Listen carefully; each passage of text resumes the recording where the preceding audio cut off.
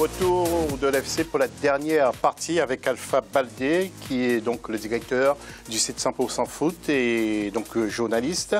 Nos éditos sont également là. Samy, qui a failli se faire voler sa pochette par Roger Toto, il faut le surveiller, et Roger Toto qui est toujours avec nous.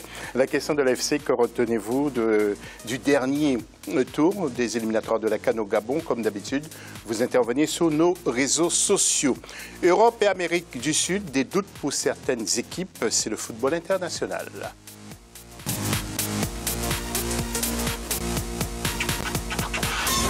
Mais avant d'ouvrir la page, Samy, une information importante, c'est un jeune joueur sénégalais qui a été accidenté. Une grosse pensée pour la famille et pour Pape Soiré, l'international sénégalais, le latéral gauche de Crystal Palace, qui a eu un grave accident de la route hier matin. Enfin, dimanche matin. Dimanche matin, pardon. Ouais. Dimanche matin. Et, dimanche 11. Dimanche 11. Donc, ces jours ne sont pas en danger, mais le joueur serait blessé à la mâchoire et il aurait une ou deux jambes brisées. Donc, voilà. Donc, une grosse pensée. Alors, on pense que la CAN, malheureusement pour le Sénégal, ils perdent. Ouais. En plus titulaire avec le Sénégal, ouais, joueur très dynamique, avec un volume de jeu. Dur. Retour sur l'équipe de France, vous allez voir en image. Donc, nous avons voulu faire ce clin d'œil avec ces nombreux joueurs africains contre la Biélorussie.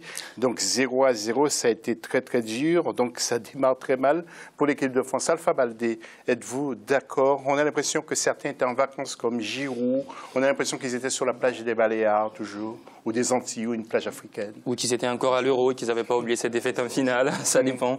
Non, mais moi, je pense que l'équipe de France a quand même, il faut dire, dominé son adversaire avec beaucoup d'occasions. Dominer n'est pas gagné, Alpha. Oui, mais c'est sûr, ça c'est évident. Ils l'ont appris à leurs dépens. Hein. C'est sûr que la Biélorussie, après, c'était pas aussi un voyage facile pour les Bleus. Mais bon, on s'attendait à mieux pour un finaliste de l'Euro. Même si derrière le Portugal aussi n'a pas assuré, pour ceux qui étaient de son match. Ouais. Donc ouais, pour ces matchs de septembre, la première journée des éliminatoires, c'est jamais facile. Ce qui est sûr, c'est qu'il y a eu du jeu, il y a eu de l'inspiration avec, on a vu notamment cette très belle talonnade de Griezmann pour Giroud. Ils ont raté quelques occasions qu'ils auraient dû mettre au fond. Grâce au goal. Il faut quand même, ouais, grâce au goal, ça c'est sûr. Hein. Il faut quand même, dans le jeu, moi je pense qu'ils ont convaincu. Voilà. Après, mais le goal, il était hyper concentré. Oui, il a fait le match de sa vie. C'est désormais un héros national en Biélorussie. Mais voilà, je ne pense pas qu'il faille s'enflammer tout de suite.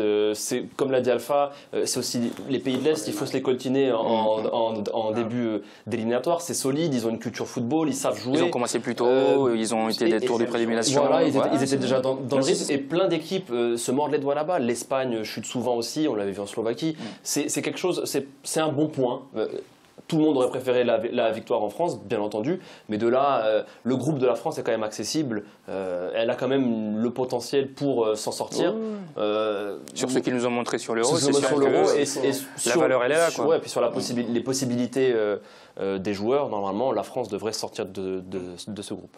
Tout à fait. Alors, l'international français d'Arsenal, Olivier Giroud, vous le savez, messieurs, que nous allons aborder la première journée de la Ligue des Champions. Alors, bien sûr, Olivier Giroud attend ce match d'Arsenal qui vient donc à Paris ce mardi 13 précisément. Alors nous allons écouter sa réaction. Et puis le Nigérian aussi que vous avez connu, c'est Mwankwo Kanu et le Franco-Ghanéen Marcel Desailly à propos de ce match. Ils ont joué juste José, ancienne légende de Milan, ancienne légende de Monaco. Il a marqué un triplé, il est reparti avec le ballon, toutes les signatures. Il est encore bon. Ah oui, malgré sa transplantation depuis longtemps, il est toujours en forme canon, une idole. Nous allons écouter ces trois personnages à propos de Paris Saint-Germain, Arsenal, pardon. C'est sûr que ce sera une belle confrontation et donc on espère disputer la première place avec Paris. Je pense qu'ils vont s'en sortir. Ils ont acheté de bons joueurs. S'ils peuvent jouer de la même façon qu'ils ont joué contre Watford, ça ira. Le problème avec Arsenal, c'est lorsqu'on a besoin d'eux, ils vous laissent tomber. Mais je crois qu'ils ont appris de leurs erreurs. Peu importe à quel point vous jouez un bon football, vous devez obtenir les points quand il y en a besoin.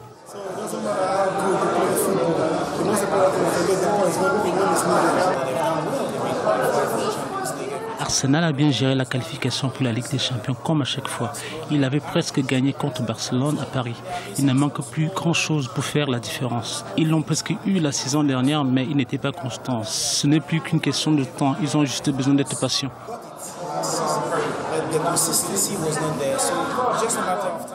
Oui, départ timide pour le Paris Saint-Germain en championnat. Roger Toto, comment voyez-vous cet accueil d'Arsenal? Arsenal risque de faire un résultat, selon vous?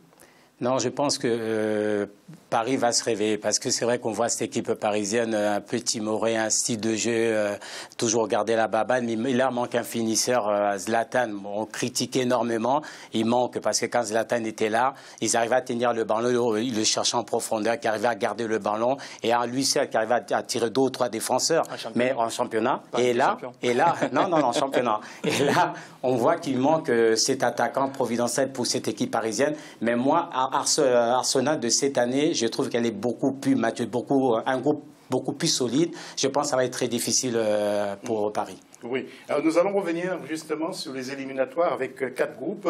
Et le groupe A, donc Alpha parlait de Portugal et de France. Alors, un groupe A, vous allez voir, la France est pour l'instant à la 5e place de son groupe. Donc c'est ça. Et puis en groupe B, le Portugal est à la dernière place. Portugal, donc vainqueur de la Ligue de la Coupe d'Europe. Et puis en groupe G que nous avons sélectionné pour vous, l'Espagne et l'Italie, eh bien, se tiennent quasiment dans un mouchoir de poche. Pour l'instant, c'est que le début. Hein. Et puis nous avons aussi jeté un coup d'œil sur le groupe H où Alpha Baldé a pris seulement sur notre plateau que c'est Thierry Henry qui est l'entraîneur adjoint. Non, mais je plaisantais pour la Belgique. Ah oui, mais je sais que la blague, elle est bienvenue. Ne vous inquiétez pas pour ça. Je pense que le temps qu'on passe à chercher des informations, Samy et moi, sur Twitter... 8 000 euros hein, qui distribuent. Ouais, mais le salaire de Thierry Henry, 8 000 euros par mois qui distribue. Au-delà du salaire et tout, moi je pense qu'il peut vraiment... C'est vraiment... Moi, Thierry Henry, c'était le style de joueur que... Sur le terrain, j'adorais, mais le boulard, tout ce qu'il y a autour, la fanfaronnade et tout, j'aimais pas trop. Mais il faut quand même reconnaître que ça fait partie des meilleurs attaquants de l'histoire du football. Et ce qu'il va apporter aux attaquants belges qui avaient besoin justement de maturité, de concentration sur des vrais rendez-vous, on les avait vus face à l'Italie, ils les avaient posé des problèmes, mais offensivement, ils n'avaient pas su concrétiser des occasions. Il leur manque des maîtres d'apprentis comme Thierry Henry. Lukaku d'ailleurs, il en a profité, il a mis un doublé et il était souvent très brouillant devant le but. Moi, je pense que... J'en parlais un petit peu avec quelques joueurs de la sélection, notamment le petit frère d'Eden, qui est Torgan.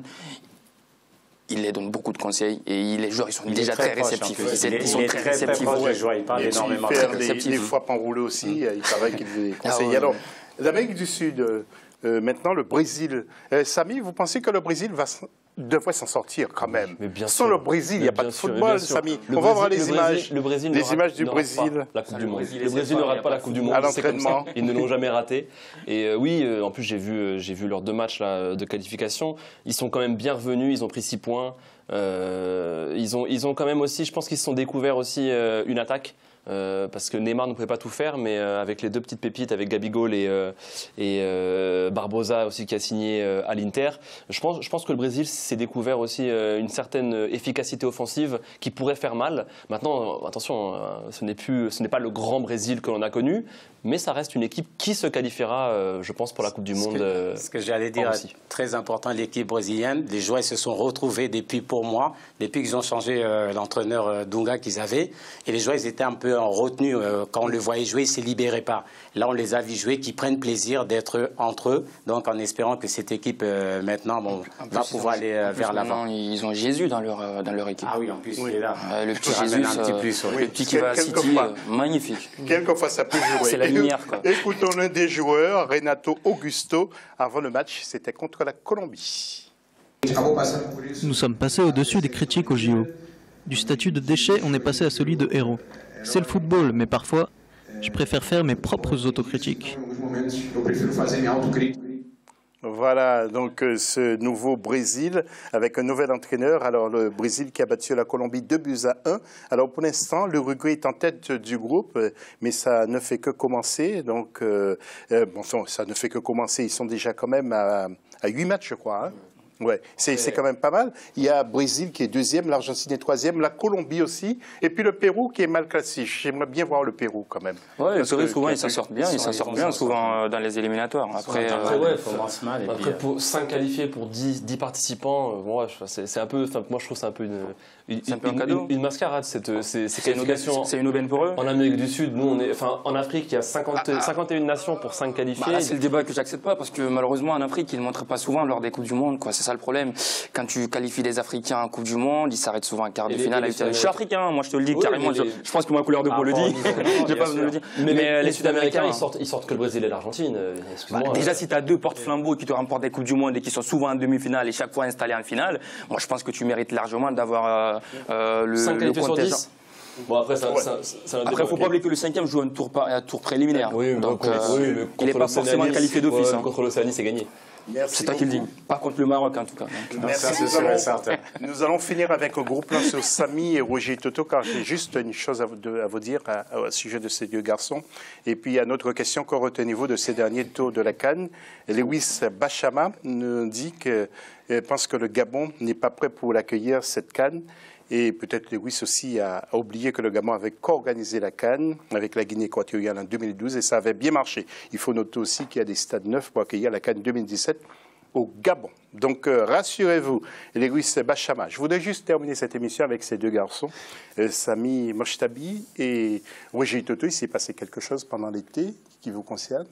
Et puis toute la chaîne Africa 24 attend de votre part un grand moment.